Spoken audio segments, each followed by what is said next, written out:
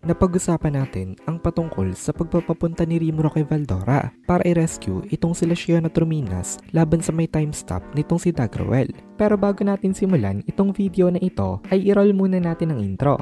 Hello everyone and welcome to my channel, ang inyong source ng Tagalog na Tansura Contents. Sa channel na ito ay pinag-uusapan natin ang mga nangyayari sa may Tansura universe. So without further ado, let's get into the video.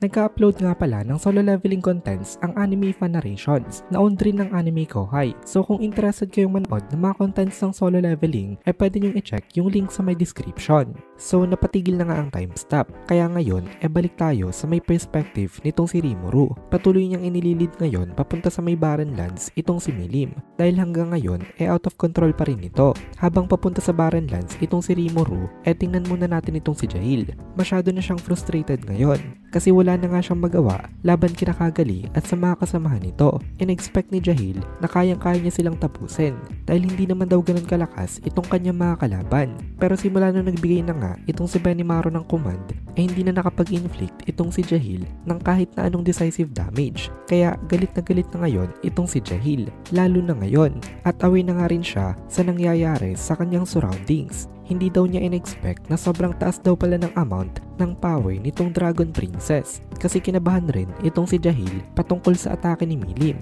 Hindi niya rin alam kung paano siya makakasurvive kanina kung sumunod nga itong si Milim kay Feldway.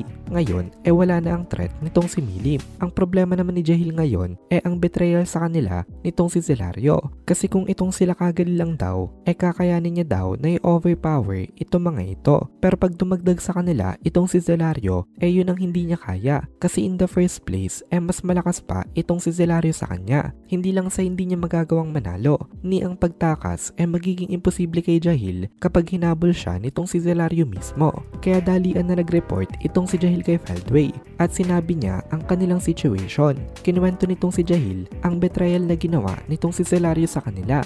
Hindi naman makapaniwala itong si Feldway, pero sabi ni Jahil wala daw siyang time ngayon para magpaliwanag. At this rate daw kasi pati siya magiging in danger. Kaya gusto niya daw na mag-withdraw na muna. Humihingi daw siya ng permission kay Feldway. Natatakas na siya ngayon dito. Isang napakalaking humiliation daw nito kay Jahil kasi kinailangan niyang tumakas kina Kagali na iniko-consider niya na mga insects lamang, pero mas mabuti na daw kasi na maging cautious. Itong cautiousness rin kasi na ito ang dahilan kung bakit hanggang ngayon buhay pa rin siya. Kaya kailangan niya daw na pagkatiwalaan itong instinct niya dito. Ngayon ini-activate nitong si Jahil ang kanyang origin blood. Itong origin blood na ito merong malakas na power at pinipilit nitong si Jahil ngayon na tanggapin siya nitong origin blood na ito bilang kanyang master. Napakadelikado daw nito kasi most of the time inire-repel ng origin blood ang mga gumagamit sa kanya. By the way, itong origin blood nga pala itong weapon nitong si Jahil na mayroong existence value na over 10 million. Isa itong ultimate na god grade weapon. Ang ginawa nitong si Jahil ngayon ini-combine niya ang powers niya mismo sa may powers nitong weapon na ito. Dahil doon nakabuo siya ng tinatawag na evil blood wave na may kakayanan na i-vaporize maging ang pinakamalaking nation.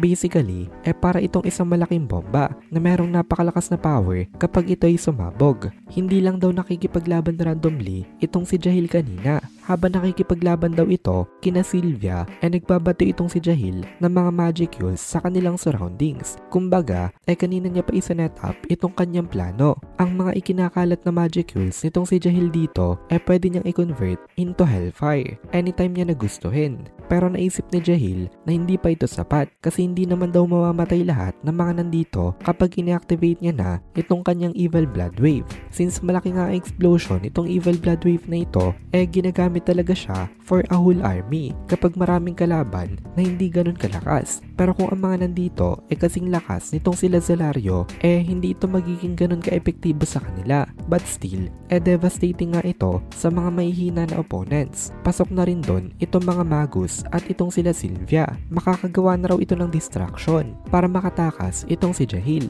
Kaya ini-activate niya ito without any hesitation. Sabi nitong si Jahil may intindihan na daw nitong mga worthless insects na ito kung gaano talaga kalakas ang tunay na powers niya. Tapos biglang sumabog ang kanyang evil blood wave. Umapoy ang battlefield nang dahil dito, ang sacred tree nitong Sarion ay napalibutan ng apoy at dahil dito ay naging sobrang init ng kanilang paligid. Umayos agad ng formation ang mga magus para subukan na protektahan itong kanilang sacred tree. Kaso lang, nilamon sila ng apoy ng instant. Pati ang mga subordinates nitong si Zelario ay nadamay rin sa nangyaring explosion. Pero walang pakialam itong si Jahil dito. Maging sila Sylvia at Tyr, pati na rin itong si Cagali ay nadamay sa mga nilamon ng apoy. Hindi sila nakapag-react on time dito. Then sabi nitong si Jahil, ito na daw yon.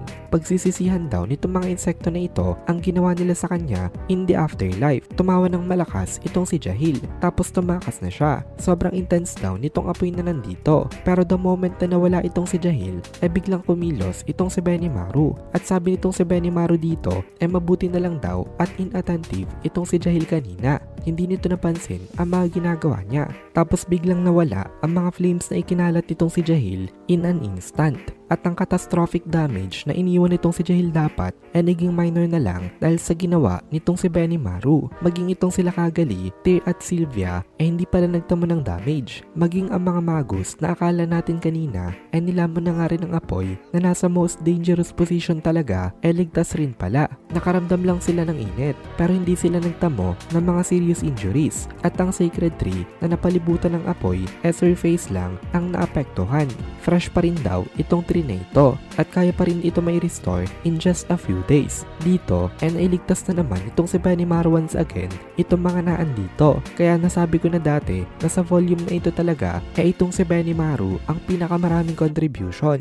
Parang binigyan ata ng tagi-isang role sa bawat volumes itong sila Benimaru, Zishon at Diablo. Probably si Zishon sa may volume 21 at si Diablo naman sa may volume 22. At dito na muna natin tatapusin itong video na ito. Kung nagugustuhan mo itong mga videos natin, ay please consider joining the membership para mapanood mo na agad ang mga kasunod na part dahil palaging advance ang ating mga members. Also, ay please consider leaving a like at mag-comment ka na din para ma-boost naman tayo ng algorithm.